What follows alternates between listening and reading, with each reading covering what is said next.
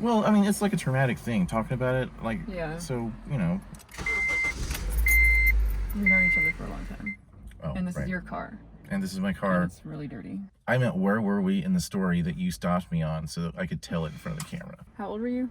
20 when I went there, and then I turned 21. No, we turned 21 together. And that's when I had my 21st birthday, and you celebrated with me, right? That fall, and that's when all this happened. December of 2005. I was hospitalized December right before Christmas. Then I left against medical advice and continued fucking my life up for another semester. I was in a psych ward for 3 days. Oh, I've also been in one for 3 weeks, though. Oh. So I got What to year? 2015. Okay.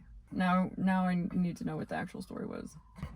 You know, the psychiatrist put me on, like, a bunch of different medications. The only reason I went on is because I was depressed because I didn't have any friends. I was running away. And... What were you running away from? I mean, I was psychotic, so who knows?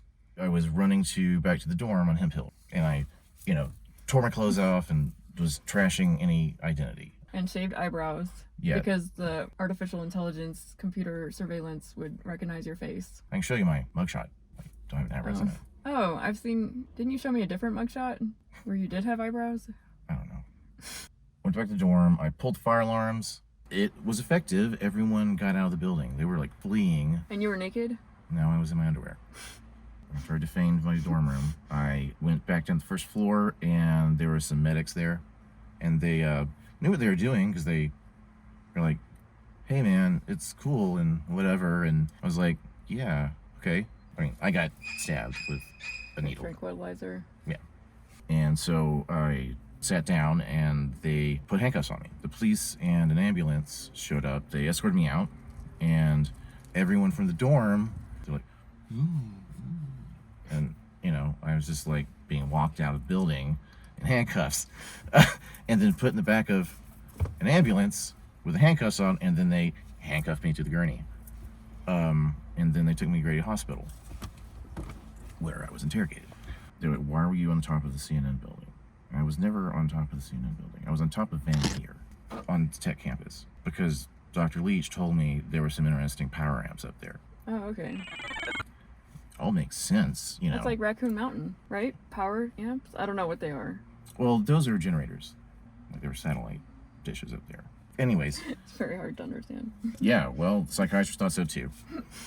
So I just like, oh yeah, fucking different equations and blah, blah, blah. And it's like, you know, this guy's clearly insane. He's asking, why are you up there? And I was like, gave an explanation, right? The way I do, you know? Yeah. Say you want to see the signing of the Declaration of Independence. Or witness the birth of Christ. So they held me there overnight, and my dad came to pick me up. We left there. It was like 3 a.m. I said, follow the yellow cars. Follow the yellow cars? Yeah, taxis. Because I was trying to get them to go to... Doesn't matter. No, what? Just... Why the yellow cars? Because they're taxi cabs. Just let me get through this. Okay. All right. As he was driving me, he stopped at a red light going through Atlanta traffic, right? I just leapt out. I'm in, like, fucking booties from the psych ward, and my dad had to move the traffic, and he didn't know where I went, right? I just jumped out, and so... Yeah. So you climb up this ladder. Yeah, and I'm up there, and I, like, noticed that people start noticing me, and I'm like, all right, I gotta escape. And I throw some of the, like, there's, like, pieces of rebar that are cut from scaffolding, and the... You just started throwing rebar around? Something like that. And then I go down into the building itself, which is, again, still under construction. And I tore some insulation up, just trying to find an exit.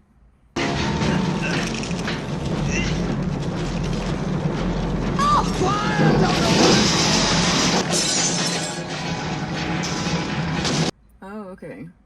Okay, so it really wasn't about the art that was not there. Not at all. Okay, I don't know where I got that from. It sounds cooler, probably. Yeah, so you were tearing stuff up, trying to like Yes, and then I got arrested. And I was standing there, and she called the home number. Mom picked up. You know, I guess it was obvious that I wasn't homeless or something from my manner of speech. Then I got booked into Fulton County Jail. They made me strip naked, and they hosed me down on intake. Like, I was chained, and they... Chained? Yes, and they hosed me down and scrubbed me. And then I got put in a cell with some guy that didn't talk but would write. It looked like Cyrillic. And you were trying to communicate with you? Yeah, or something. I will teach you economics, mathematics, philosophy, science. To read and write? Of course. And so I was there for some amount of time. I don't know, have I told enough of the story? I mean, there's a lot more to it if I go into detail. Should we get more beer? Do you want to go get it? And I'll do some revving